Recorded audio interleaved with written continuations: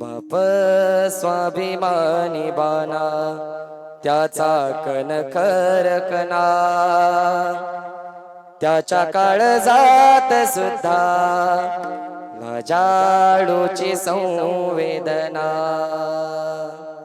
त्याची पहाडाची छाती, त्याच हृदय गुलाब, त्याच्या घामाच्या दरांना हिऱ्या मोत्याचा रुबाब, हिऱ्या मोत्याचा रुबाब.